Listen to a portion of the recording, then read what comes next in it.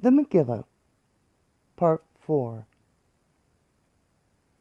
In summary of Parts 1, 2, and 3, at the time of all beginning, that which existed was a solid mass of inert antimatter, the result of potential in the consciousness of the Creator.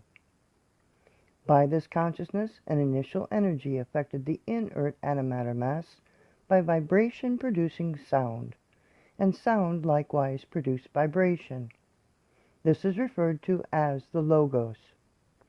This vibration released insaturate antimatter springs from an inert state of energy emission, which caused the appearance of absolute antimatter, which is developed pre-matter in a quantized state. The release of these antimatter springs realized emitted energy waves of light, heat, and radioactivity, in addition to producing yet more sound in the introduction of time. The product of this release, or oscillatory junction, is the beta particle. Beta particles are the result of the displacement of antimatter. Antimatter, by its resolution, shows itself to carry memory of its mass. We can surmise that each beta particle comprises a unit cell of similar mass and form. Each beta particle is comprised of many open springs of absolute or quantized antimatter, which becomes like a little cloud of particulate matter, which likewise clings to other little clouds by resolution.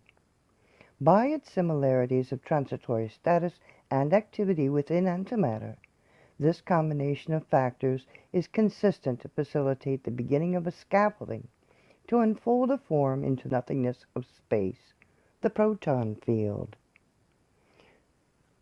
Upon the fabric is found a new creation, subsequent to the effect of sound vibration upon antimatter. The primary product, a minuscule invisible form, is a viable working energy which dwarfs everything in its antimatter environment. Undefiled, unfettered, in a sea of infinite antimatter potential, this energy has capacity to perpetuate by the effect electrons have on the other constituent parts of the fabric, developing atomic forms.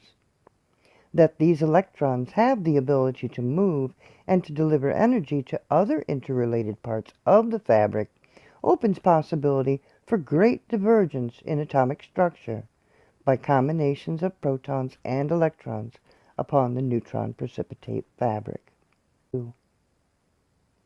As the outpouring of beta particles exposes the neutron precipitate fabric, likewise the fabric exposes the distinctions of protons and electrons by the effect of antimatter resolution, which draws multiple protons and electrons into ever greater masses, producing subsequent atomic and molecular structures. More protons become studded within the fabric, more beta particles develop into electrons, more fabric holds a growing mass of hydrogen atoms sprinkled throughout the lattice. These hydrogen atoms can be constituted over 1, 2, or 3 cells of the lattice, presenting isotopes of deuterium and tritium, all while maintaining a singular electron form. As oscillatory development pours out the neutron precipitate sheets upon which protons are developed and beta particles become energetic electrons, the energies of this transformation produces a turning of the fabric around the primary point of the displacement. Just like a child rolled up in a blanket, the core takes center stage, and the fabric begins to be drawn around the core, enveloping it. At that place where the fabric folds over upon itself, electrons and protons upon the fabric come into contact with electrons and protons upon another part of the fabric. Electrons pass over to other portions of the fabric, and dimensional depth is recognized. Electrons contact other electrons and slide over one another, introducing the first advent of liquidity. Where electrons engulf protons as hydrogen atoms, having a virgin neutron precipitate cell at close proximity to a proton-filled cell, a home becomes available to an unattached beta particle, which, when combined with a hydrogen atom, introduces an atomic structure comprised of 2 protons and 2 electrons. Helium.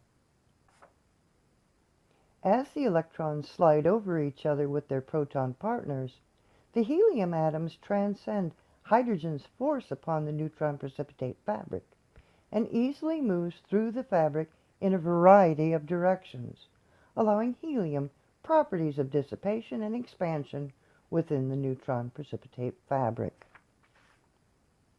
And God said, "Let the waters under the heaven be gathered together unto one place, and let the dry land appear." And it was so.